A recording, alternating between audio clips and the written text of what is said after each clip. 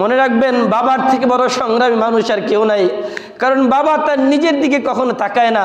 নিজে অসুস্থ, সন্তান বাহিরে লেখাপড়া করে, সন্তান ফোন দিয়েছে বাবা টাকা লাগবে, মাস শেষ, অসুস্থ, চিকিৎসার টাকাটা সন্তানকে পাঠিয়ে দেয়। হাতে টাকা নাই, ধার কর্জা করে হলেও সন্তানের জন্য টাকার ব্যবস্থা করে দেয়। টাকা নাই, নিজে যেইভাবে পারে সেইভাবে সন্তানের টাকার ব্যবস্থা করে দেয়। সন্তানকে বুঝতে দেয় না বাড়িতে ভালো খাবার আছে না নাই, এটাও দেখার সময় নাই। ভালো খেতে মন চায়, কিন্তু সন্তান লেখাপড়া করে, চিন্তা করে যদি এখন এই টাকা আমি আমার সংসারে ব্যয় করি, আমার সন্তান তো বাহিরে কষ্ট পাবে, তাকে বুঝতে দেয় না। সংসারে ভালো না খেয়ে ভালো একটা কাপড় কোনোদিন পরে না। চিন্তা করে সন্তান যখন পড়ালেখা শেষ করবে, প্রতিষ্ঠিত হবে, তখন অনেক ভালো কাপড় পরা যাবে, অনেক ভালো চিকিৎসা নেওয়া যাবে, অনেক ভালো ঘরে থাকা যাবে। কিন্তু বড় আফসোস, এই সন্তানগুলো যখন প্রতিষ্ঠিত হয়ে যায়, বাবা যে অসুস্থ ছিল আর কোনোদিন খবর নেওয়ার সুযোগ থাকে না। মা যে অসুস্থ ছিল, দিনের পর দিন একটা ছেঁড়া কাপড় পরে দিন যাপন করেছে, ওই মায়ের একটা খবর নেওয়ার সুযোগ হয় না। ওই মা যে অসুস্থ, মাকে ওষুধ কিনে দেওয়ার টাকা তার হয় না, মায়ের একটু খবর নিবে সেই সুযোগটুকু তার হয় না। সম্মানিত প্রিয় হাজিরিন, আল্লাহর হাবিব সাল্লাল্লাহু আলাইহি ওয়াসাল্লাম হাদিস শরীফের মধ্যে ইরশাদ করেন, মান সামা রমাদান ঈমানান ওয়া ইহতিসাবান গুফিরা লাহু মা তাকদ্দামা মিন যামবি। যে ব্যক্তি রমজান মাসে ঈমানের সাথে সওয়াবের আশায় রমজানের রোজা রাখবে, আল্লাহ পাক রব্বুল আলামিন তার জীবনের সকল গুনাহগুলো মাফ করে দিবেন। জোরে বলেন না সুবহানাল্লাহ। ওমান কামা রমাদান ঈমানান ওয়া ইহতিসাবান গুফিরা লাহু মা তাকদ্দামা মিন যামবি। আল্লাহর হাবিব সাল্লাল্লাহু আলাইহি ওয়াসাল্লাম বলেন, যে ব্যক্তি রমজান মাসে তারাবির নামাজ দাঁড়িয়ে দাঁড়িয়ে আদায় করবে, আমি আল্লাহ পাক রব্বুল আলামিন তার অতীত জীবনের সকল গুনাহগুলো মাফ করে দিব। এই যে দুইটি হাদিস, আল্লাহ পাক রব্বুল আলামিন আমাদের গুনাহ মাফ করতে চান। এই জন্য বলেছেন রমজানের রোজা রাখলে আল্লাহ গুনাহ মাফ করে দিবেন, রমজানের রাতে তারাবির নামাজ আদায় করলে আল্লাহ গুনাহ মাফ করে দিবেন। শুধু কি তাই, অন্য আরেক হাদিসের মধ্যে আল্লাহর হাবিব সাল্লাল্লাহু আলাইহি ওয়াসাল্লাম বলেন, কিয়ামতের ময়দানে আল্লাহ পাক রব্বুল আলামিনের দরবারে কোরআন এবং সিয়াম, এই দুইটি জিনিস আল্লাহর কাছে সুপারিশ করবেন। আসিয়াম ওয়াল কুরআন ইউশাফিআন লিল আবদি। কোরআন এবং সিয়াম, রোজা বান্দার জন্য সুপারিশ করবেন। ইয়াকুলু সিয়াম আয় রব্বি ইন্নী মানাতুহুত তাআম ওয়াশ শাহাওয়াত বিন নাহার। রমজানের রোজা বলবেন, হে রব, আমি তো তাকে দিনের বেলা পানাহার থেকে বিরত রেখেছি এবং তাকে আমি স্ত্রী সহবাস থেকে বিরত রেখেছি দিনের বেলা। ফাশাফি'নি ফি, সুতরাং আপনি আমার পক্ষ থেকে তার জন্য সুপারিশ কবুল করেন। ওয়ায়াকুলুল কুরআন, এবার কোরআন আল্লাহর কাছে সুপারিশ করে বলবেন, মানাতুহুন নাওম বিল্লাইল, আমি তাকে রাতের বেলা ঘুম থেকে বিরত রেখেছি। ফাশাফি'নি ফি, আপনি আমার পক্ষ থেকে তার জন্য সুপারিশ কবুল করেন। ফায়ুশাফাআন, অতঃপর আল্লাহ পাক রব্বুল আলামিন এই সিয়াম এবং কোরআনের সুপারিশ কবুল করে আল্লাহ পাক রব্বুল আলামিন ওই ব্যক্তির জন্য জান্নাতের ফয়সালা করে দিবেন। তো এইরকম সুসংবাদ আমাদের দরকার আছে না নাই? কি বলেন, আমরা চাই কি না? এই যে রমজান মাস আল্লাহ পাক রব্বুল আলামিন দিয়েছেন, এই মাস হচ্ছে কোরআন নাজিলের মাস।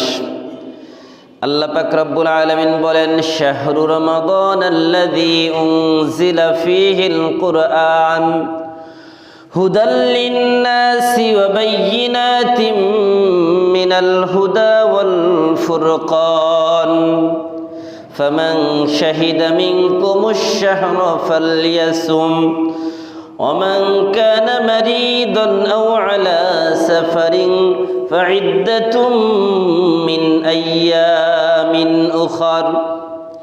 আল্লাহ পাক রব্বুল আলামিন বলেন, শাহরু রমাদান, রমাদান হচ্ছে ওই মাস যেই মাসে আল্লাহ পাক রব্বুল আলামিন পবিত্র কোরআনুল কারীম নাজিল করেছেন। শাহরু রমাদানাল্লাযী উনজিলা ফীহিল কুরআন। রমজান হচ্ছে সেই মাস যে মাসে আল্লাহ পাক রব্বুল আলামিন কোরআন নাজিল করেছেন। এই কোরআন কেন নাজিল করেছেন? হুদাল লিন্নাস, পৃথিবীর সকল মানুষকে পথ প্রদর্শনের জন্য, সকল মানুষকে সঠিক পথের দিশা দেওয়ার জন্য, সকল মানুষগুলোকে অন্ধকার থেকে আলোর পথে নিয়ে আসার জন্য। ওয়াবাইয়িনাতিম মিনাল হুদা ওয়াল ফুরকান, এবং এটা সুস্পষ্ট হেদায়েত। এবং এই কোরআন সত্য এবং মিথ্যার মধ্যে পার্থক্যকারী। বর্তমান সময়ে সমাজে যত অন্ধকার আছে, সকল অন্ধকারকে দূরীভূত করার জন্য, সকল অন্ধকারকে দূরে ঠেলে দেওয়ার জন্য আপনার কোরআনের আলোয় আলোকিত হতে হবে। কোরআনের আলো দ্বারা যদি আমরা পথ দেখতে চাই, তাহলে আমাদের জন্য পথ দেখাটা সহজ হবে। আর আমরা যদি নিজেদের মন গড়া আলো দিয়ে কোরআনের পথকে বাদ দিয়ে আমরা দুনিয়ার যত সমস্যা আছে এই সমস্যাগুলোর সমাধান খুঁজতে চাই, কোনোদিনও সমাধান আসবে না। সম্মানিত প্রিয় হাজরিন, ওয়াল ফুরকান, ফুরকান হচ্ছে সত্য এবং মিথ্যার মধ্যে পার্থক্যকারী, হক এবং বাতিলের মধ্যে পার্থক্যকারী। সুতরাং কোরআন যারা পড়বে তারা হক এবং বাতিলকে চিনবে, তারা সত্য মিথ্যাকে চিনবে। সত্য আর মিথ্যাকে চিনার পরে সত্যকে তারা গ্রহণ করবে, মিথ্যাকে পরিহার করবে, তারা হককে গ্রহণ করবে, বাতিলকে পরিহার করবে। এটাই হচ্ছে কোরআনের দাবি। এই কোরআনের মধ্যে আল্লাহ পাক রব্বুল আলামিন বলেন, ফামান শাহিদা মিনকুমুশ শাহরা ফালইয়াসুম। সুতরাং তোমাদের মধ্য থেকে যারা এই মাস পাবে তারা যেন অবশ্যই অবশ্যই রোজা রাখে। ওয়ামান কানা মারিদান আও আলা সাফারিন ফাইদ্দাতুম মিন আইয়ামিন উখর। আর যদি কোনো ব্যক্তি অসুস্থ হয়ে যায় অথবা যদি কোনো সফরে থাকে, ফাইদ্দাতুম মিন আইয়ামিন উখর, তাহলে ওই ব্যক্তি ওই রোজাগুলো রমজান মাসে না রাখলেও অন্য মাসে তখন তাকে রাখতে হবে। আল্লাহ এই সুযোগ দিয়েছেন। এখন এই অসুস্থতা কতটুকু অসুস্থতা? আমার আপনার সামান্য জ্বর হলো, রোজা বাদ দিয়ে দিলাম। সামান্য পেট ব্যথা হয়েছে, রোজা বাদ দিয়ে দিলাম। গ্যাস্ট্রিকের চাপ দিয়েছে, রোজা বাদ দিয়ে দিলাম। দেখা গেল সামান্য হালকা রোগ হয়েছে, রোজা বাদ দিয়ে দিলেন। কেন? এই যে ফামান কানা মারিদান, যে ব্যক্তি অসুস্থ, আও আলা সাফারিন, অথবা আপনি কোনো সফরে গিয়েছেন, মুসাফির, এমত অবস্থায় আপনি রোজা বাদ দিয়ে দিলেন, তাহলে আপনার রোজা এই বাদ দেওয়াটা ঠিক হবে কিনা? হ্যাঁ, অসুস্থতা যদি এত বেশি পরিমাণ হয় যার কারণে আপনি রোজা রাখলে আপনার জীবন আশঙ্কায় পড়ে যাবে, আপনার জীবন নাশের আশঙ্কা রয়েছে যে আপনি বেঁচে নাও থাকতে পারেন, ওই ক্ষেত্রে আপনি রমজানের রোজাকে বাদ দিতে পারবেন। সামান্য কোন তাল বাহানায় রোজা বাদ দেওয়া যাবে না। এরপরে আল্লাহ পাক রব্বুল আলামিন বলেন, ইউরিদুল্লাহু বিকুমুল ইউসরা ওয়ালা ইউরিদু বিকুমুল উসরা। আল্লাহ তাআলা বলেন, আল্লাহ তাআলা তোমাদের জন্য সব কিছু সহজ করতে চান। ওয়ালা ইউরিদু বিকুমুল উসরা, আল্লাহ তোমাদের জন্য কোনো কিছু কঠিন করতে চান না। ওয়ালিতুকমিলুল ইদ্দাতা ওয়ালিতুকাব্বিরুল্লাহা আলা মা হাদাকুম ওয়ালাআল্লাকুম তাশকুরুন। আল্লাহ বলেন, তোমরা ইদ্দাত অর্থাৎ এক মাস পুরা করো। ওয়ালিতুকাব্বিরুল্লাহ, এবং বেশি বেশি আল্লাহর বরত্ব বর্ণনা করো, আল্লাহর গুণগান গাও। আলা মা হাদাকুম, ওই বিষয়ে যে বিষয়ে আল্লাহ তাআলা তোমাদেরকে পথ দেখিয়েছেন। ওয়ালাআল্লাকুম তাশকুরুন, এবং তোমরা অবশ্যই অবশ্যই বেশি বেশি আল্লাহর শুকর আদায় করো। আল্লাহর শুকরিয়া আদায় বেশি বেশি করতে হবে। আমরা রাজি আছি ইনশাআল্লাহ? এই যে রমজান মাস যে আমরা পেয়েছি, এটার জন্য আপনারা খুশি না বেজার? এই রমজান হচ্ছে ইমানদারের জন্য ইবাদতের মৌসুম। প্রতিটা মানুষের জন্য এক একটা মৌসুম থাকে। তো ইবাদতের মৌসুম হচ্ছে রমজান মাস। রমজান মাসে যে কোনো কাজ আপনি যদি করেন, তাহলে সাধারণভাবে যদি আপনি পবিত্র কোরআনুল কারীমের একটি হরফ পড়েন রমজান মাস ছাড়া অন্য মাসে, তাহলে এক হরফে 10 নেকি।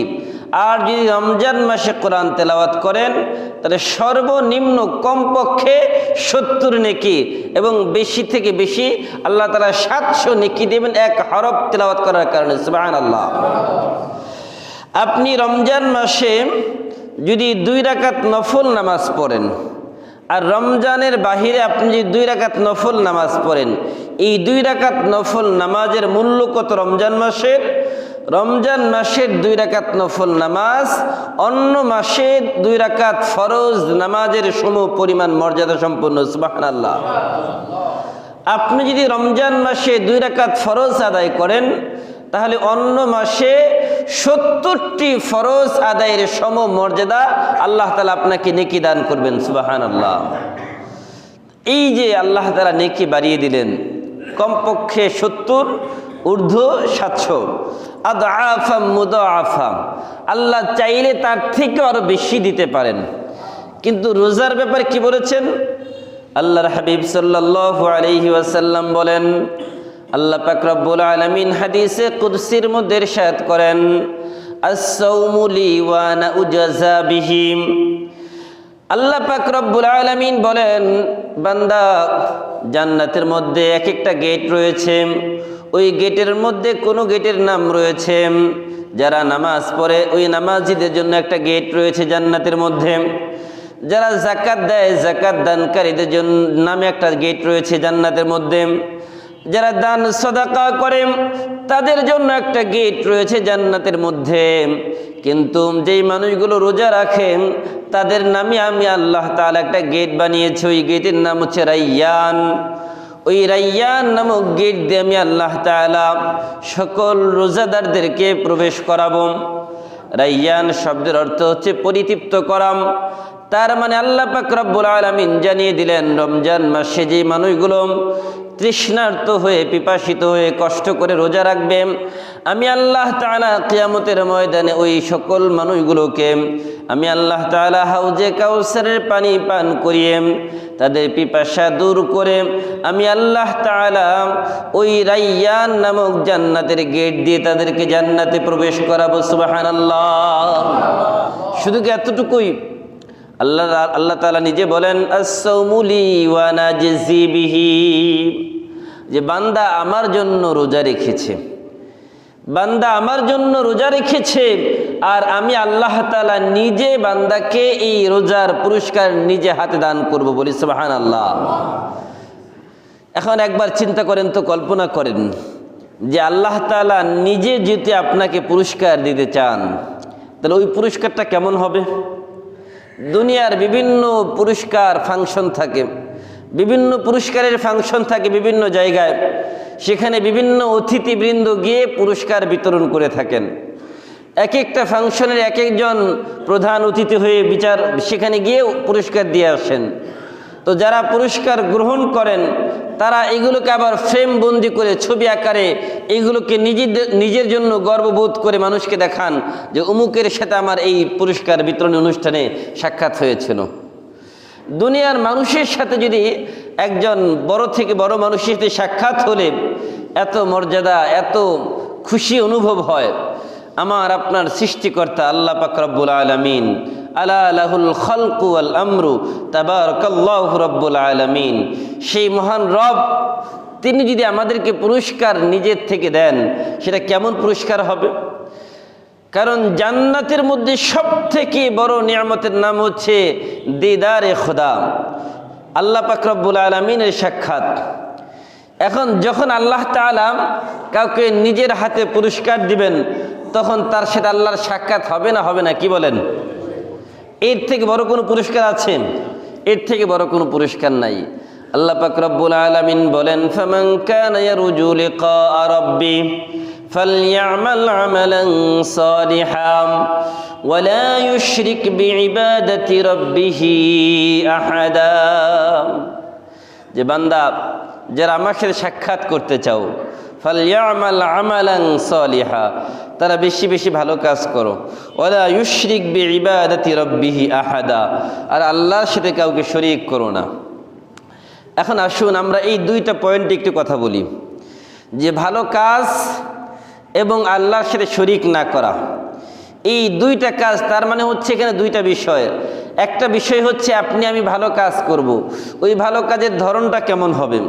দুনিয়াতে অসংখ্য অগণিত ভালো কাজ রয়েছে, যেটা আপনার দৃষ্টিতে মনে হয় ভালো, কিন্তু কোরআন হাদিসের দৃষ্টিতে মনে হয় ভালো না।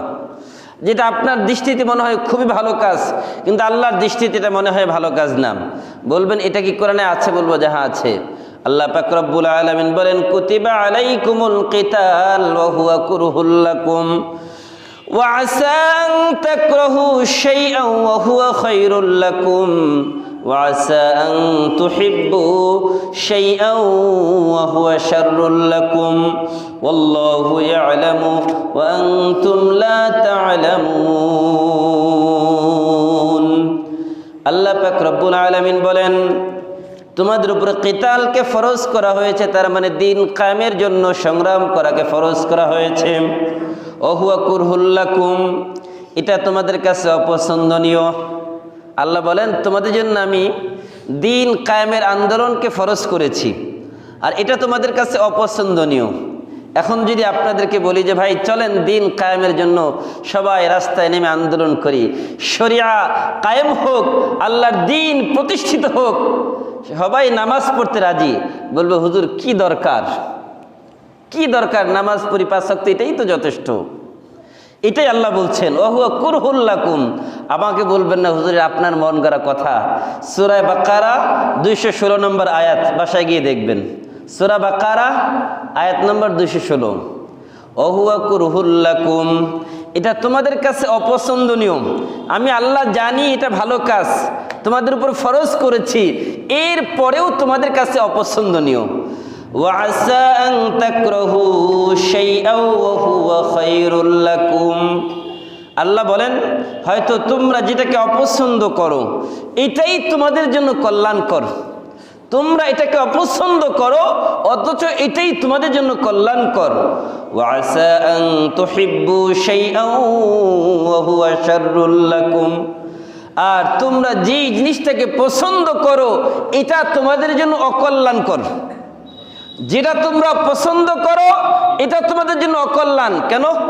কেউ তো দিন কায়েমের জন্য সংগ্রাম করতে চায় না। এটাকে আমাদের জন্য কল্যাণকর, এটা আমাদের জন্য অকল্যাণকর। ওয়াল্লাহু ইয়ালামু ওয়া আনতুম লা তা'লামুন। আল্লাহ বলেন, আল্লাহ তাআলা জানেন, তোমরা যা জানো না। এই জন্য আমরা আমাদের দৃষ্টিতে কোনটা ভালো কোনটা মন্দ এটা দেখলে হবে না। ভালো মন্দর মাপকাঠি আমাদের কোরআন থেকে নিতে হবে। ভালো মন্দর যে থিওরি এবং প্র্যাকটিক্যাল সব কিছু কোরআনে আছে, কোরআন থেকে আপনাকে নিতে হবে যে কোনটা ভালো কোনটা মন্দ। কেন? আল্লাহ বলেন, তাবারাকাল্লাযী নাযালাল ফুরকান আলা আবদিহি লিয়াকুনা লিল আলামিন নাযীরা। আল্লাহ বলেন, মহা বরকতময় সেই রব, সেই মহান সত্তা যিনি ফুরকান নাজিল করেছেন তার বান্দার প্রতি, লিয়াকুনা লিল আলামিন নাযীরা, যাতে করে তিনি এই ফুরকানের মাধ্যমে গোটা বিশ্বের সকল মানুষকে সতর্ক করেন, সাবধান করেন। এখন আমিও যদি আপনাদেরকে এই কোরআনের মাধ্যমে সামাজিক কিছু বিষয় সতর্ক করি, সাবধান করি, তাহলে মনে কষ্ট নেবেন? কি বলেন, কষ্ট নেবেন নাকি? আল্লাহ নিজেই বলছেন কোরআন নাজিলের এটা বড় একটা কারণ। তাবারাকাল্লাযী নাযালাল ফুরকান, সূরা ফুরকানের প্রথম আয়াত। তাবারাকাল্লাযী নাযালাল ফুরকান আলা আবদিহি লিয়াকুনা লিল আলামিন নাযীরা। আল্লাহ বলেন, মহা বরকতময় সেই সত্তা যিনি তার বান্দার প্রতি ফুরকান নাজিল করেছেন। ফুরকানের অর্থ কি বলেছি? সত্য আর মিথ্যার মধ্যে পার্থক্যকারী। বলেন, ফুরকান শব্দের অর্থ হক এবং বাতিলের মধ্যে পার্থক্যকারী। কেন আল্লাহ নাজিল করেছেন ফুরকান? লিয়াকুনা লিল আলামিনা নাযীরা, যাতে করে গোটা বিশ্বের সকল মানুষগুলোকে সাবধান করা হয়, সতর্ক করা হয়। এখন আমরা আসুন আমরা দেখি, এই যে আল্লাহ বললেন দিন কায়েমের জন্য আল্লাহর রাস্তায় সংগ্রাম করতে হবে। কেন সংগ্রাম করতে হবে? কারণ দিন কায়েমের মধ্যেই মানুষের জন্য শান্তি নিহিত রয়েছে। আর আল্লাহর দিন কায়েম হলেই সমাজে শান্তি আসবে। আল্লাহর দিন কায়েম ছাড়া দুনিয়ার পৃথিবীর কোনো একটা পাপের দরজা বন্ধ করতে পারবেন না। দুনিয়ায় যত আইন করেন না কেন, কোনো আইন দিয়ে পাপের দরজা বন্ধ করা সম্ভব না। ভালো করে মনে রাখবেন। কেন? আল্লাহ পাক রব্বুল আলামিন বলেন, ওয়াল্লাহু ইয়াদউ ইলা দারিস সালাম ওয়া ইয়াহদি মান ইয়াশাউ ইলা সিরাতিম মুস্তাকিম।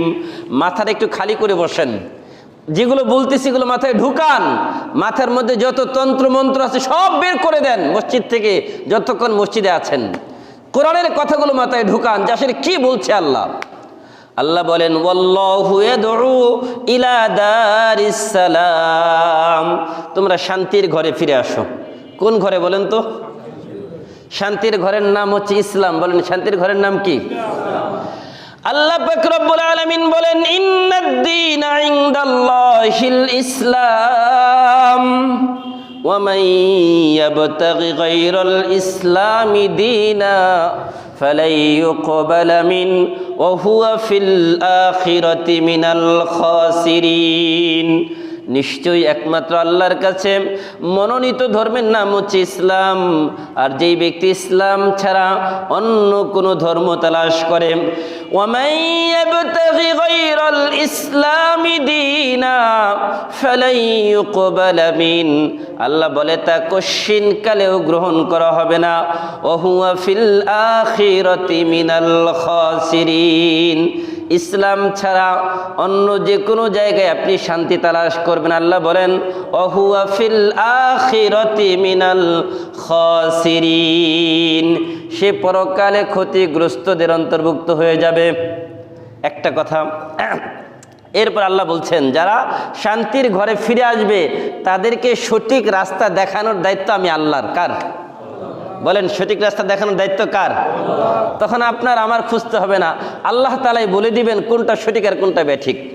কেন? আল্লাহ নিজেই বলছেন, নবী আপনি বলুন, কুল হাযিহি সাবিলি আদউ ইলাল্লাহ, কুল হাযিহি সাবিলি আদউ ইলাল্লাহ আলা বাসীরাতিন আনা ওয়া মানিত্তাবা'আনি ওয়া সুবহানাল্লাহি ওয়া মা আনা মিনাল মুশরিকিন। নবী হে আপনি বলুন, কুল হাযিহি সাবিলি আদউ ইলাল্লাহ, এটাই আমার রাস্তা। হাযিহি সাবিলি, এটাই আমার রাস্তা। আলা বাসীরাতিন আনা ওয়া মানিত্তাবা'আনি, আল্লাহ পাক রব্বুল আলামিন নবীকে বলেন, নবী আপনি বলুন আমি নবী এবং আমার সাহাবী যারা এর উপরে চলি তারা সবাই জেনে বুঝে দেখে শুনে তারপরে চলি। আলা বাসীরাতিন আনা ওয়া মানিত্তাবা'আনি, যারা আমাকে মানে এবং আমি সহ সবাই দেখে শুনে রাস্তা ভালো করে চিনে তারপরে এই রাস্তায় চলি। ওয়া মা আনা মিনাল মুশরিকিন, আমরা কেউ মুশরিক না। এখন বলবেন মুশরিক মানুষ হয় কি কারণে?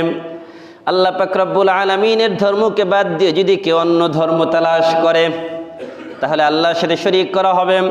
আর এই জন্য আল্লাহ পাক রব্বুল আলামিন বলেছেন, আল্লাহর ধর্মকে বাদ দিয়ে যদি কোনো ইজমের পিছনে তোমরা দৌড়াও, যদি তোমরা গণতন্ত্রের পিছনে যাও, যদি তোমরা কোনো কুফরি মতবাদের পিছনে দৌড়াও, তাহলে মনে রাখবে তোমরা কুফরি কাজ করলে, শিরিক করলে।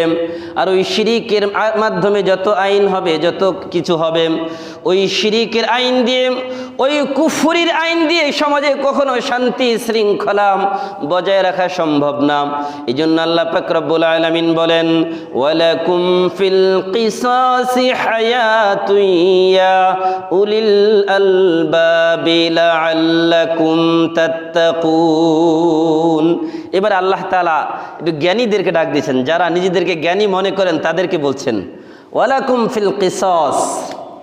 একজন মানুষকে হত্যা করা হয়েছে, এখন তার বিনিময় হিসেবে যে হত্যা করেছে ওই হত্যাকারীকেও হত্যা করতে হবে, এটাই কোরআন বলে। এই যে মানুষকে যে হত্যা করলো, এটা আল্লাহ বলেন ওয়ালাকুম ফিল কিসাসি হায়া। যে হত্যাকারী তাকে যে হত্যা করবে তার বিনিময় হিসাবে এই একজন মানুষের এই মৃত্যুর মধ্যে, হত্যার মধ্যেই অসংখ্য মানুষের জীবন নিহিত রয়েছে। বলবেন কেন এটা? আল্লাহ বলেন ওয়ালাকুম ফিল কিসাসি হায়াতু ইয়া উলিল আলবাব। ইয়া উলিল আলবাব, হে জ্ঞানীরা, হে বুদ্ধিজীবীরা। আজকে আমাদের বুদ্ধিজীবীরা কোরআন পড়ে না, আর কোরআন না পড়ার কারণে যত বা আমার রামদের যত বুদ্ধিজীবী আছে এগুলোকে আমাদের বুদ্ধিজীবী বানানো হয়েছে। আসলে এরা বুদ্ধিজীবী নামের বুদ্ধি প্রতিবন্ধী হিসাবে আমাদেরকে তারা বিভিন্ন পরামর্শ দিয়ে থাকে। কোরআনের কোনো পরামর্শ তারা আমাদেরকে দিতে পারে না। আল্লাহ বলছেন ইয়া উলিল আলবাব, হে জ্ঞানীরা, হে বুদ্ধিজীবীরা। কোন বুদ্ধিজীবীদেরকে আল্লাহ বলছেন? ওয়ালাকুম ফিল কিসাসি হায়াতু ইয়া উলিল আলবাব লাআল্লাকুম তাত্তাকুন। একজনকে আপনি শাস্তি দিবেন, ওই একজনের শাস্তির মধ্যেই অসংখ্য অগণিত মানুষের জীবন নিহিত রয়েছে। বলবেন এটা কিভাবে? আসুন আমরা একটু বাস্তবতার দিকে তাকাই। আমাদের সমাজে বর্তমানে আইন শৃঙ্খলার এত অবনতি ঘটেছে, বিভিন্ন অপরাধ প্রবণতা এত বেশি বেড়ে গিয়েছে, যার মধ্যে একটা হচ্ছে হত্যা। আমাদের সমাজে আছে না নাই? 2 নম্বর ধর্ষণ আছে না নাই? 3 নম্বর লুণ্ঠন, রাহাজানি, ছিনতাই, এগুলো আছে না নাই? সন্ত্রাসী। এই বিষয়ে কোরআনে কিছু আছে কিনা একটু জানা দরকার আছে না? কি বলেন? কোরআন কি বলে এই বিষয়ে আসলে একটু আমরা দেখি। আপনি যদি কোরআনকে বলেন কোরআন তোমার মধ্যে এমন কি আছে যে মানুষকে হত্যা করলে তার বিচার কি হবে, একটু আমাদেরকে বলো। কোরআন বলে ওমা কানা লিমুমিনিন আন ইয়াকতুলা মুমিনান ইল্লা খাতাআম ওয়া মান কাতালা মুমিনান খাতাআম মুতাআম্মিদান ফাকাদ কাফার। আল্লাহ পাক রব্বুল আলামিন জানিয়ে দিলেন, যেই ব্যক্তি কোনো মানুষকে ইচ্ছাকৃতভাবে হত্যা করে, ওয়া মান কাতালা মুমিনান মুতাআম্মিদান ফাজাযাউহু জাহান্নাম। যেই ব্যক্তি কোন মানুষকে ইচ্ছাকৃতভাবে হত্যা করবে তার ঠিকানা হবে জাহান্নাম। তার ঠিকানা কোথায় বলেন? এখন যেই মানুষটা জাহান্নাম, এটা হচ্ছে পরকালের হিসাব। দুনিয়ার হিসাব কি? আল্লাহ পাক রব্বুল আলামিন বলেন ওয়ামান ইয়াকতুল মুমিনান মুতাআম্মিদান ফাজাযাউহু জাহান্নামু খালিদান ফিহা। এখন একজন মানুষ নিজে মুসলমান দাবি করে, দাবি করার পরে কাউকে হত্যা করেছে। আমরা জানি একটা মাসালাম যে মুসলমান কখনো না কখনো জান্নাতে যাবে জাহান্নাম ভোগ করার পরে। কিন্তু আল্লাহ বলেন যদি কেউ কাউকে হত্যা করে, সে যদি মুসলমান হয়, খালিদান ফিহা, চিরকাল জাহান্নামে থাকবে। ওই হত্যাকারী কোনোদিন জাহান্নাম থেকে বের হতে পারবে না। এরপরে আল্লাহ কি বলছেন? গদিবাল্লাহ, আল্লাহ তার উপর অত্যন্ত রাগান্বিত হয়ে যান, গুসা হয়ে যান। ওয়ালাআনাহুম, এবং আল্লাহর অভিশাপ আল্লাহ তার উপর বর্ষণ করেন। ওয়ালাআনাহু আ'আদ্দা লাহু আযাবান আযীমা, এবং আল্লাহ তাআলা তার জন্য যন্ত্রণাদায়ক জাহান্নামের আযাবকে প্রস্তুত করেছেন। ভাইরা আমার, যারা এই অপরাধে লিপ্ত রয়েছে, জেনে হোক বুঝে হোক না বুঝে হোক, যেভাবেই হোক, যদি তারা এখান থেকে ফিরে না আসে তাদের ঠিকানা কোথায় হবে বলেন তো? এটা হচ্ছে পরকাল হিসাব। দুনিয়ার মধ্যে কি হবে? দুনিয়ার মধ্যে তাদের শাস্তি হচ্ছে ওয়ালাকুম ফিল কিসাসি হায়া, তার মৃত্যুদণ্ড, এটাই হচ্ছে একমাত্র শাস্তি, বিকল্প কোনো শাস্তি হবে না। এই জন্য যারা অপরাধী, যারা হত্যাকারী, তাদের শাস্তি কি বলেন? হত্যা। এবং পরকালে তাদের ঠিকানা কোথায় হবে? জাহান্নাম। এবং তাদের উপর আল্লাহ রাগান্বিত হন এবং আল্লাহর অভিশাপ তাদের উপরে, আল্লাহ নিজে তাদের জন্য জাহান্নাম প্রস্তুত করেছেন। এটা সংক্ষেপে বলে দিলাম, এই বিষয়ে লম্বা আলোচনা আছে। দ্বিতীয় বিষয়, আমাদের সমাজে বর্তমানে দেখা যাচ্ছে বিভিন্ন জায়গায় ধর্ষণ, আর ধর্ষণের বিষয়গুলো এমন ছোট ছোট বাচ্চাদেরকে ধর্ষণ করা হচ্ছে, যেগুলো অপ্রাপ্ত বয়স্ক 7 বছর 8 বছর 9 বছর 10 বছর এমন ছোট ছোট কচিকাচা মাসুম বাচ্চাগুলোকে ধর্ষণ করা হচ্ছে। আর ধর্ষণ তো ধর্ষণ, ওই ধর্ষণ করে আবার এই নরক পিশাচগুলো ওই মেয়েগুলোকে হত্যা করে ফেলছে। এত জঘন্য একটা অপরাধ। এখন দেখেন কোরআনুল কারীমের মধ্যে জিনা ব্যভিচারের কথা এসেছে। কোরআনুল কারীমের মধ্যে এসেছে যদি কেউ জিনা ব্যভিচারে লিপ্ত হয়, জিনা ব্যভিচার হচ্ছে যদি ছেলে মেয়ে আপোষে তারা নিজেদের ইচ্ছায় যদি অবৈধ সম্পর্কে লিপ্ত হয়, এটাকে বলা হয় জিনা ব্যভিচার। ছেলে মেয়ে দুইজনই রাজি, অবৈধ সম্পর্ক বিবাহ বহির্ভূত সম্পর্কের মাধ্যমে তারা সহবাসে লিপ্ত হয়েছে। আর এই অবস্থায় যদি তাদেরকে 4 জন সাক্ষী দেখে ফেলে প্রমাণিত হয়, তাহলে তাদের উপরে কোরআনুল কারীমের যেই বিধান রয়েছে ওই বিধান বাস্তবায়ন হবে। আর কোরআনুল কারীমের এই বিধান তো জিনা ব্যভিচারকারীদের জন্য। যারা ধর্ষণ করে তাহলে তাদের বিচারটা আরেকটু উপরে যাবে। এখন আসুন আমরা দেখি যে আল্লাহর কোরআনের মধ্যে এই বিষয়ে কি আছে। আল্লাহ পাক রব্বুল আলামিন সূরা নূরের মধ্যে বলেন, আয-যানিয়াতু ওয়াজ-যানি ফাজলিদু কুল্লা ওয়াহিদিম মিনহুমা মিআতা জালদাম ওয়ালা তা'খুযকুম বিহিমা রা'ফাতুন ফী দীনিল্লাহি ইন কুনতুম তু'মিনুনা বিল্লাহি ওয়াল ইয়াউমিল আখির وليشهد عذابهما طائفة من المؤمنين।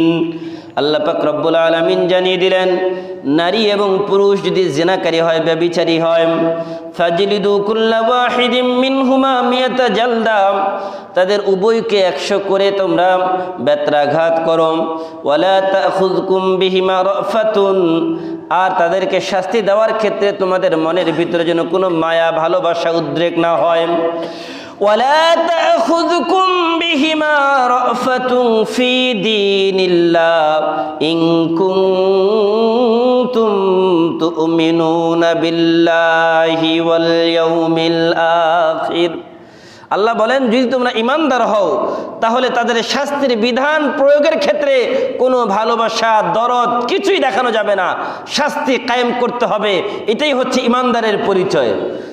আল্লাহ পাক রব্বুল আলামিনের এই আয়াত থেকে যদি আমরা একটু লক্ষ্য করি, যেই বাচ্চাগুলো, যে মেয়েগুলো, যে মা বোনেরা ধর্ষণের শিকার হচ্ছে, তারা কয়েকটা অপরাধে তারা সেখানে জড়িত হচ্ছে। দর্শকরা, 1 তাকে জোর করছে, 2 তার সম্ভ্রম হরণ করছে, 3 তাকে হত্যা করছে। তার মানে সবগুলো বড় বড় অপরাধ সেখানে সংগঠিত হচ্ছে। এই যে বড় বড় অপরাধগুলো যে সংগঠিত হচ্ছে, এর বিচার কি হবে? আল্লাহর হাবিব সাল্লাল্লাহু আলাইহি সাল্লাম হাদিসের মধ্যে এটা বলেছেন, যারা ধর্ষণ করবে তাদের 1 নম্বর শাস্তি হচ্ছে মৃত্যুদণ্ড, এর বাহিরে কোনো শাস্তি তাদের নাই। কারণ এরা সমাজের সবথেকে জঘন্য অপরাধ, এরা সমাজের কীট, এদেরকে বাঁচিয়ে রেখে কোনো লাভ নাই। তবে এই শাস্তিটা বিধানটা কায়েম হবে কিভাবে?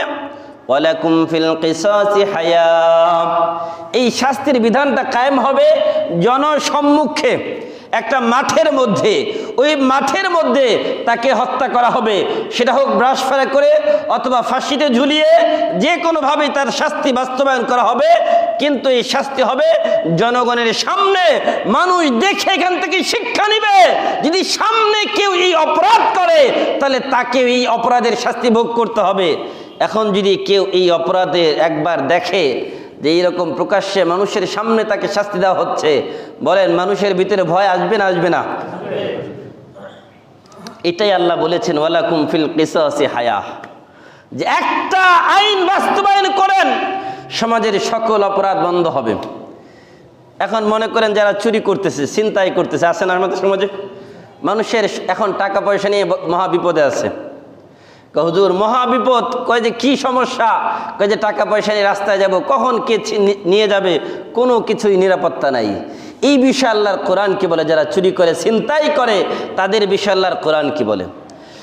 আল্লাহ পাক রব্বুল আলামিন বলেন, ওয়াস-সারিকু ওয়াস-সারিকাতু ফাকতউ আইদিয়াহুমা জাযাআম বিমা কাসাবা নাকালাম মিনাল্লাহ ওয়াল্লাহু আজিজুন হাকীম।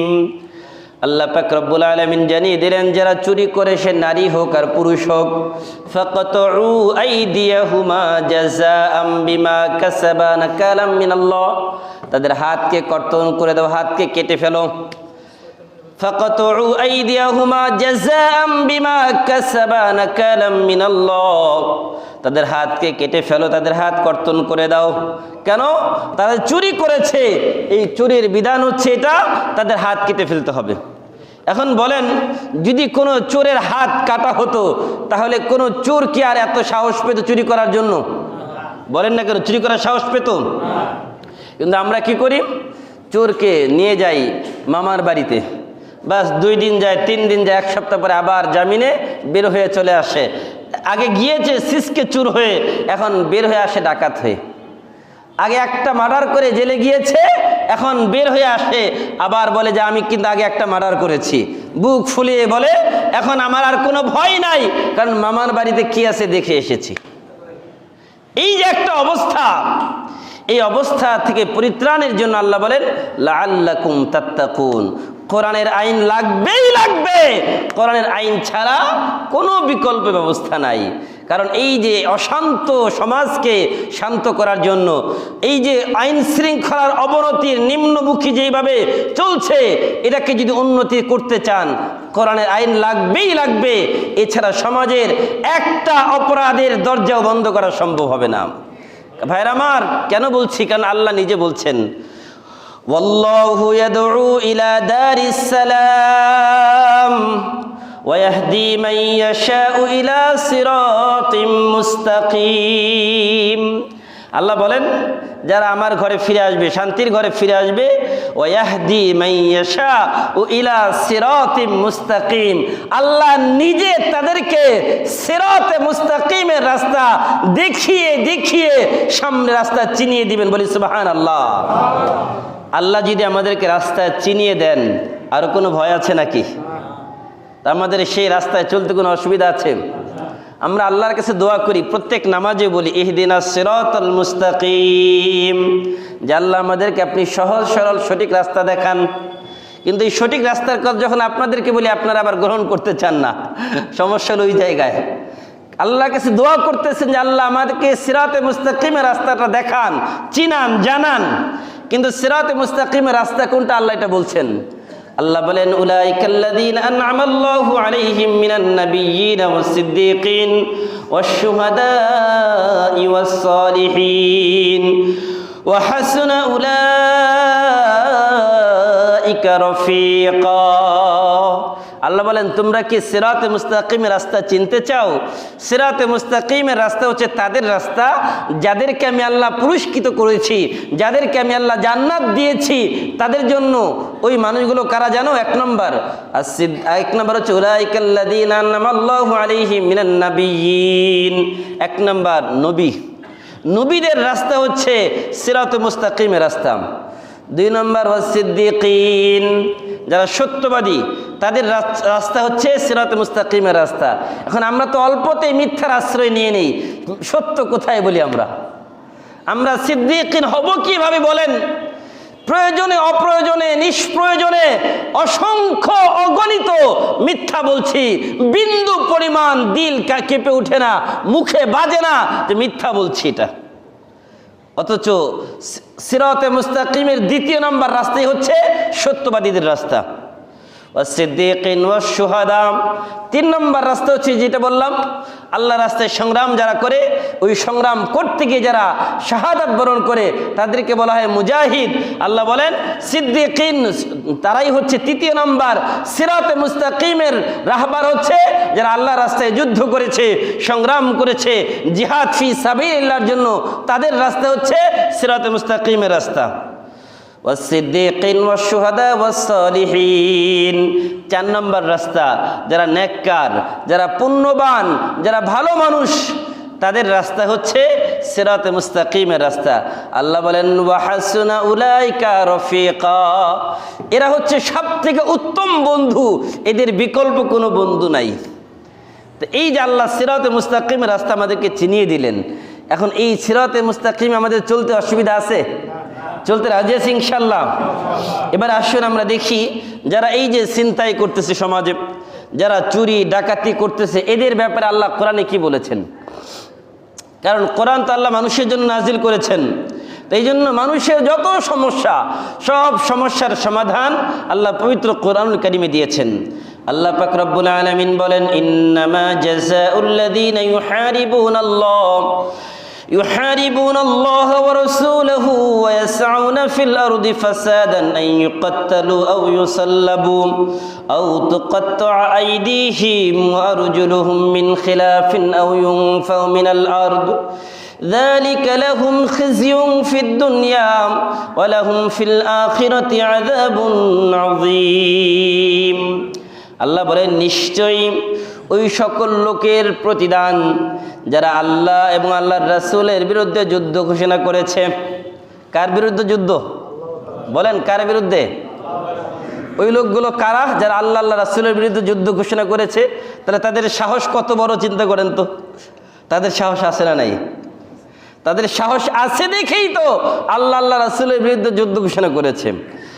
তো তারা কারা? এক নম্বর, ওয়ায়াসআউনা ফিল আরদি ফাসাদা, জমিনের মধ্যে সন্ত্রাসী করে, জমিনের মধ্যে হাঙ্গামা সৃষ্টি করে, জমিনের মধ্যে অশান্তি সৃষ্টি করে, জমিনের মধ্যে যত খুন, রাহাজারি, মাস্তানি, ছিনতাই, ধর্ষণ, যত অপরাধ আছে সব সংগঠিত করে। এর এক নম্বর। তো এই সমাজে আমাদের এই লোকগুলো আছে না নাই? আছে। তাহলে এদের শাস্তি কি হবে এটা আল্লাহ নির্ধারণ করে দিয়েছেন, আমার আপনার নির্ধারণ করার দরকার নাই। আল্লাহ পাক রব্বুল আলামিন বলেন, আইয়ুকাত্তালু, এক নম্বর তাদেরকে হত্যা করো। এক নম্বর কি করতে হবে? বলেন, কি করতে হবে? আও ইউসাল্লাবু, অথবা শুলিতে চড়িয়ে দাও। শুলি বুঝুন তো, শুলিতে চড়াতে হবে, অথবা ফাঁসিতে ঝুলিয়ে দাও। আও তুকাত্তা আইদিহিম ওয়া আরজুলুহুম মিন খিলাফ, অথবা তাদের ডান হাত বাম পা, বাম হাত ডান পা, উল্টা দিকে হাত পা কেটে দাও। কি বললাম? ডান হাত বাম পা, বাম হাত ডান পা, উল্টা দিকে তাদের হাত পা কেটে দাও। আও ইউনফাউ মিনাল আরদ, অথবা দেশান্তর করে দাও, দেশ থেকে তাদেরকে বের করে দাও। যালিকা লাহুম খিজিয়ুন ফিদ দুনিয়া, এখন যদি কেউ মনে করে না এই দুনিয়ার মধ্যে এই শাস্তি বাস্তবায়নের দরকার নাই, এই জন্য আল্লাহ বলছে না, খবরদার, এই শাস্তি দুনিয়ার মধ্যেই বাস্তবায়ন করতে হবে। এটা পরকালের শাস্তি না, এই শাস্তি হচ্ছে দুনিয়ার সমাজটাকে শান্তি শৃঙ্খলা বজায় রাখার জন্য এই শাস্তি যদি বাস্তবায়ন করা হয় তাহলে এই সমাজে শান্তি শৃঙ্খলা ফিরে আসবে। আর যদি সমাজে শান্তি শৃঙ্খলা কেউ ফেরাতে না চায় তাহলে এই কোরআনের আয়াতকে বাদ দিয়ে দেন, আমল করবেন না, যত ইচ্ছা তত অপরাধ করেন, কোনো অসুবিধা নাই। এখন বলেন, আপনার সামনে মিষ্টি আছে আর একদিকে তেঁতুল আছে। আপনি জানেন এই যে এত সুন্দর রসমালাই আছে এখানে আমার সামনে, আমি ইচ্ছা করলেই খেতে পারি, আর অপরদিকে আরেকটা প্লেটের মধ্যে তেঁতুল আছে। এই তেঁতুল যদি আপনি খান, রসমালাই যদি না খান, দোষ কি আল্লাহর না আপনার? আমার সামনে আপনার সামনে সব পরিষ্কার, এই অপরাধ বন্ধের রাস্তা সব পরিষ্কার ক্লিয়ার, কিন্তু এগুলো আমরা গ্রহণ করতে চাই না, আমরা মানতে চাই না। রে ভাই, তাহলে আর শান্তি আসবে কিভাবে বলেন? সর্বশেষ কথা বলি, সময় তো শেষ, আর 10 মিনিট দিবেন তো নাকি? আর 10 মিনিট বলি। এই যে এই বিষয়গুলো বাস্তবায়ন কে করবে? এখন আসি আমরা, এগুলো কি বিষয়গুলো তো বাস্তবায়নের বিষয় আছে, আমি আপনি চাইলে কি বাস্তবায়ন করতে পারবো না? এইগুলো হচ্ছে রাষ্ট্রের কাজ। কার কাজ বলেন? বলেন কার কাজ? এই জন্য কোনো আইন নিজের হাতে তুলে নেব না আমরা।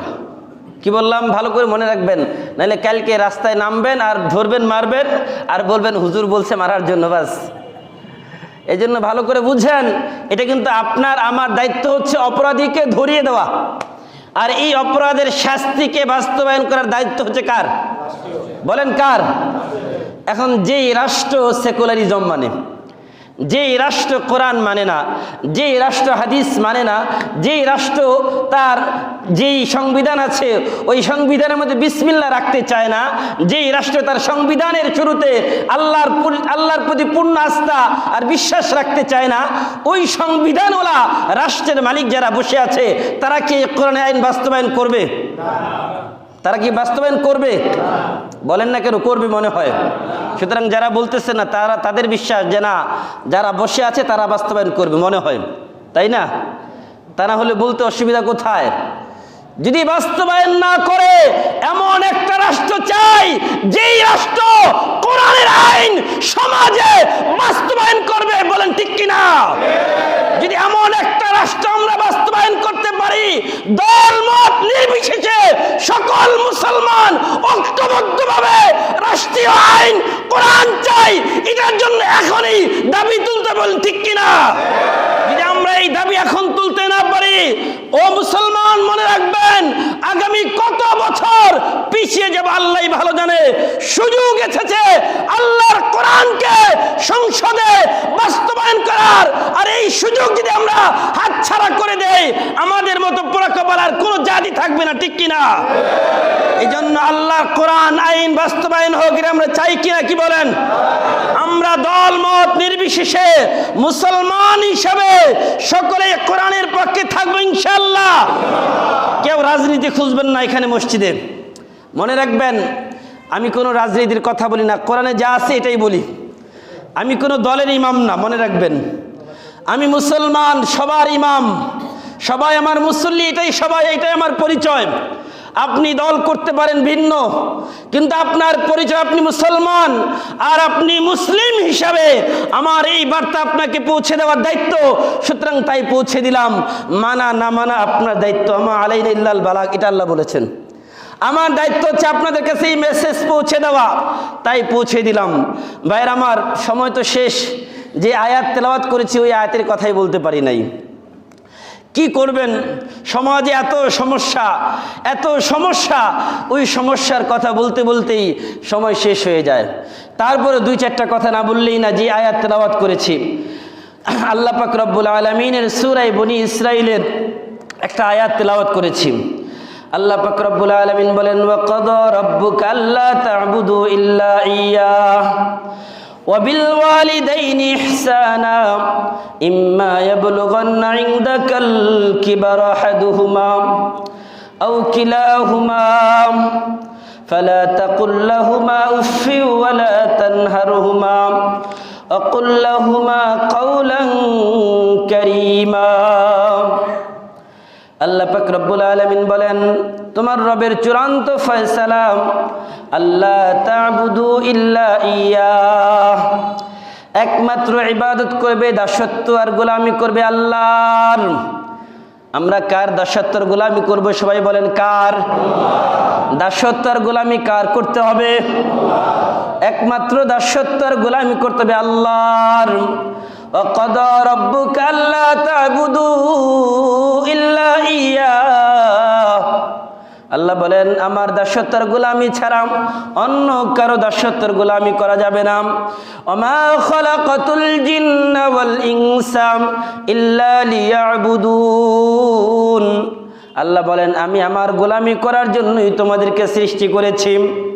সুতরাং সৃষ্টির লক্ষ্যই হচ্ছে আল্লাহর গোলামি করা। এরপর আল্লাহ পাক রব্বুল আলামিন বলেন, ওয়া কাদা রাব্বুকা আল্লা তা'বুদু ইল্লা ইয়্যাহু ওয়া বিল ওয়ালিদাইনি ইহসানা, তুমি তোমার পিতা মাতার সাথে সৎ ব্যবহার করো, পিতা মাতার সাথে সদাচরণ করো, ভালো ব্যবহার করো। এই আয়াতের লম্বা আলোচনা, 2-4 মিনিট বলবো, শুনবেন নাকি শেষ করে দিব? নামাজের সময় হয়ে গেছে, অনুমতি না নিলে তো আপনারা কষ্ট পাবেন। রমজান মাস, খাওয়া দাওয়া তো নাই, একটু বলা যায়। আল্লাহ বলেন ওয়াবিল ওয়ালিদাইনি ইহসানা, তুমি তোমার পিতামাতার সাথে সদাচরণ করো, ভালো ব্যবহার করো। কেন এই কথা আল্লাহ বললেন? আল্লাহর ইবাদতের পরেই দ্বিতীয় নম্বরে আল্লাহ বলেছেন তুমি তোমার পিতামাতার সাথে ভালো ব্যবহার করো, তাদের সাথে সদাচরণ করো। কেন? ইম্মা ইয়াবলুগান্না ইনদাকাল কিবার, যদি তোমার পিতামাতার কোনো একজন তোমার কাছে থাকে, আও কিলাহুমা, অথবা উভয় আছে, ফালা তাকুল লাহুমা উফফি ওয়ালা তানহারহুমা, তাদেরকে কোনো কষ্ট দিও না, তাদেরকে উফ এই কথাটাও বলো না। তারা বৃদ্ধ হয়ে গেছে, এখন মানুষ যখন বৃদ্ধ হয়ে যায় তখন শিশুর মতো হয়ে যায়। আর শিশুর মতো হলে শিশুরা নানান বায়না করে। চিন্তা করেন একটু বাবারা, আমিও বাবা, আপনিও বাবা, যারা বাবা আছি একটু কল্পনা করেন তো, ছেলেরা বাচ্চারা কত বায়না করে, কত কিছু চায়। কখনো ধমক দেই, কখনো বুঝাই, কখনো দেই, নানাভাবে তাদেরকে আমরা ঠান্ডা করে রাখি। এখন আমার আপনার বাবা বয়স হয়ে গিয়েছে, বৃদ্ধ হয়ে গেছে, এখন তাদের নানান বায়না থাকে, নানান কথা বলে, এটা কথাও বেশি বলে যেটা শুনতে চান না। তখন যদি আপনি তার সামনে বিরক্তি ভরে বলেন উফ, বিরক্তি প্রকাশ করেন, বাবার ভালো লাগবে? বলেন ভালো লাগবে?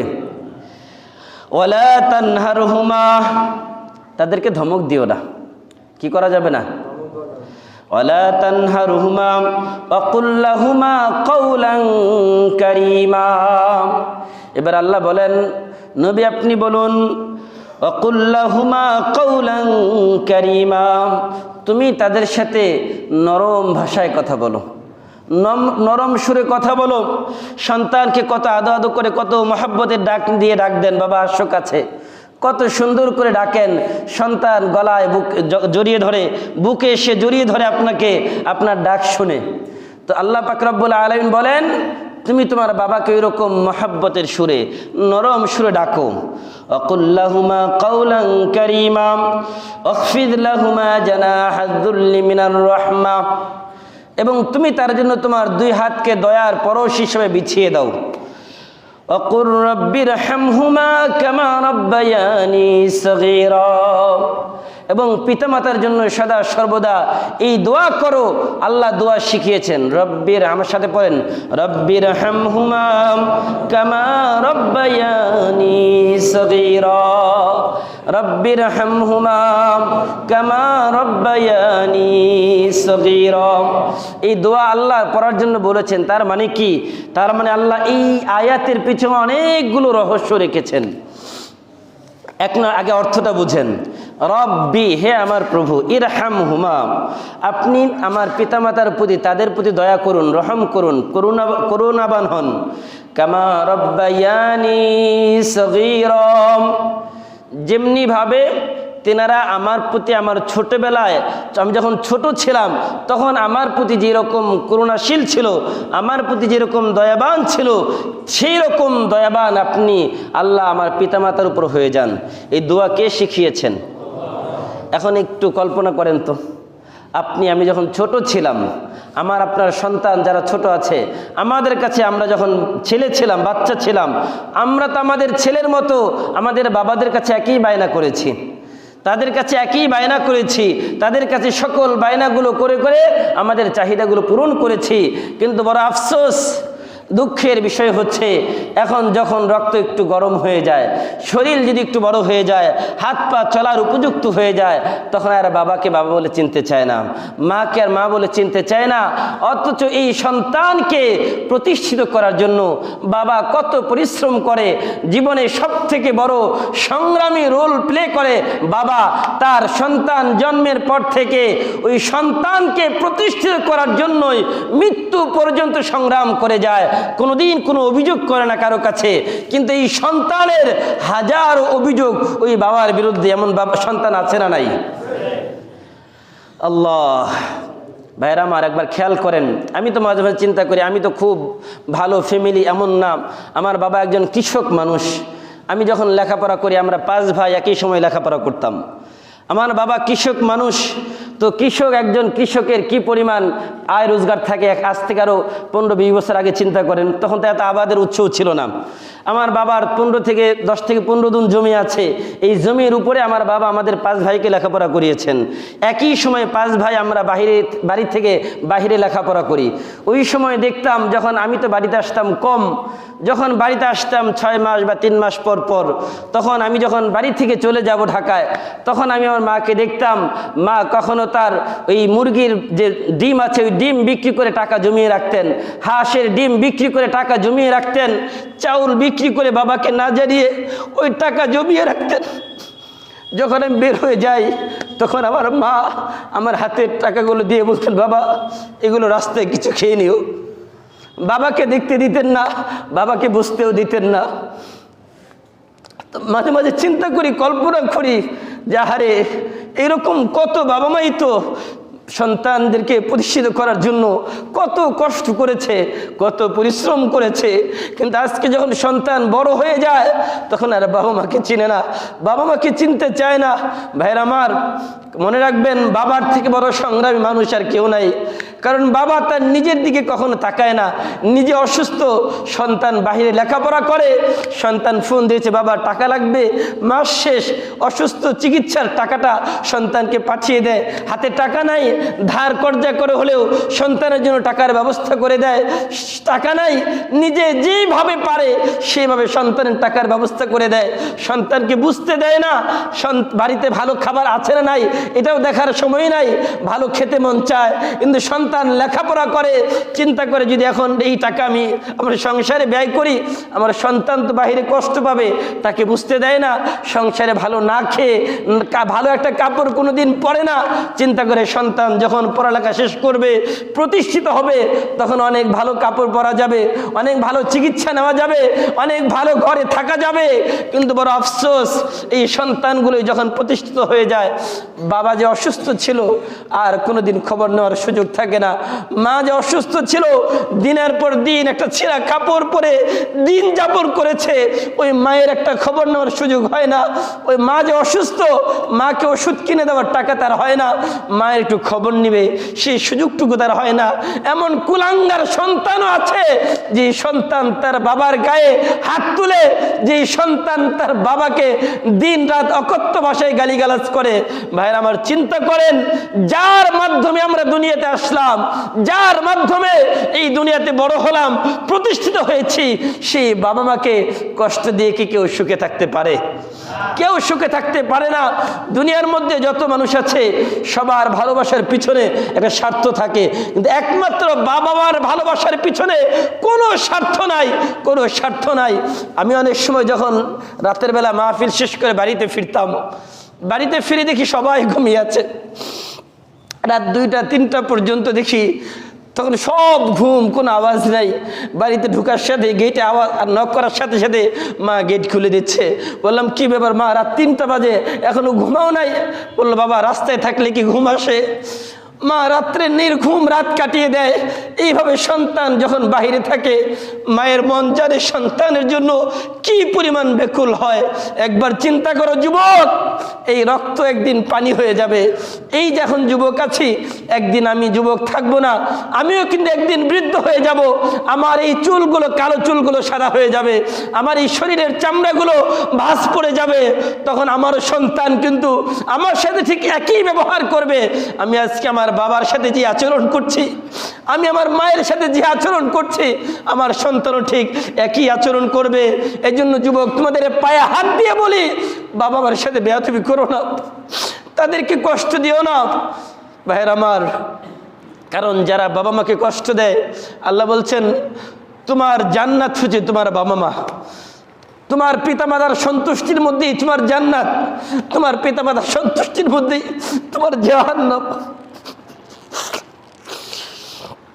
আল্লাহ রাসূল সাল্লাল্লাহু আলাইহি সাল্লাম বলেছেন, যে ব্যক্তি তার পিতামাতাকে পেল রমজান মাসে, পাওয়ার পরেও যদি নিজের গুনাহ মাফ করাতে না পারলো, সে ধ্বংস হয়ে যাক, সে ধ্বংস হয়ে যাক।